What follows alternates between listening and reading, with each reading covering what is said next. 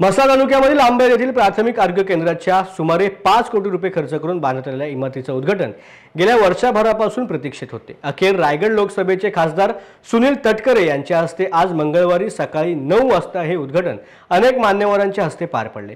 सुसज्ज आणि देखणी अशी इमारत रायगड जिल्ह्यामध्ये आकर्षित असून अनेक रुग्णसेवा आणि उपचार पद्धती या दवाखान्यामध्ये उपलब्ध होणार आहेत आणि गरजूंना याचा योग्य लाभ मिळेल आणि भविष्यात आरोग्याचे प्रश्न मार्गी लागतील अशी ग्वाही खासदार तटकरे यांनी दिलेली आहे। त्याचबरोबर रायगडच्या विकासासाठी कोणकोणते नवनवीन उपक्रम राबवले जाणार आहेत, कोणकोणत्या सुविधा राबवल्या जाणार आहेत त्याची देखील माहिती तटकरे यांनी दिली आहे। गोरेगाव मार्गे थेट शिवधन पर्यंतचा रस्ता आपण आता ह्या मधला पूर्ण केला, म्हणजे आता माधेराव लोणेरावांना निघालात तुम्ही का जास्तीत जास्त 1 तासाभराच्या शिवधनला जाऊ शकता। तसंच टोळ वीर पासून निघणारा आंबेत मार्गे रस्ता हा जो काही बागमांडलापर्यंत जातो तिथपर्यंत सीमित ठेवला नाही। 3 दिवसापूर्वीच आदितीचा मला फोन आला की अजितदादांनी विचारले की तुला मध्ये काय रस्ते सुचवायचे आहेत।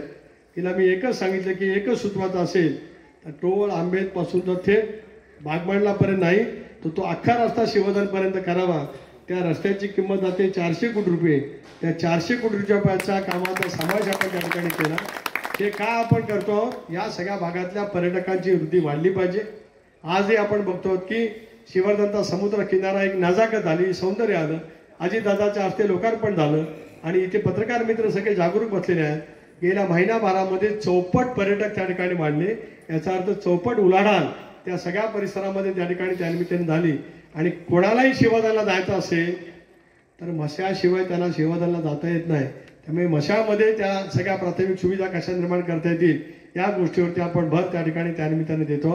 हे मी एवढ्यासाठी सांगतोय की आज स्थलांतर खूप होतं, अनेक गावांच्या घरात कुलपं लागतात, पिढ्याना पिढ्या घरातला एक माणूस वाड्या वस्तीतला एक माणूस मुंबईला गेला। माझ्या अल्पसंख्याक मुस्लिम समाजातली माणसं आखाती राष्ट्रामध्ये गेली, तिथे जाऊन रोजगार शोधत आले। पण आता उद्याच्या भवितव्याच्या कालावधीमध्ये रोजगारासह इथं निर्मिती करायची, यांच्या पोटी जन्माला आलेली मुलं इथंच शिकतील, इथंच लहानाची मोठी होतील आणि इथंच आयुष्य जगतील, या पद्धतीने पायाभूत सुविधा निर्माण करण्याचा याच गोष्टीवरती आपण भर ठेवण्याचा प्रयत्न करतो। सातारा शहरालगत असणाऱ्या किल्ले अजिंक्यतारा या ठिकाणी धर्मवीर छत्रपती संभाजीराजे भोसले यांचा राज्याभिषेक सोहळा मोठ्या उत्साहात संपन्न झालाय।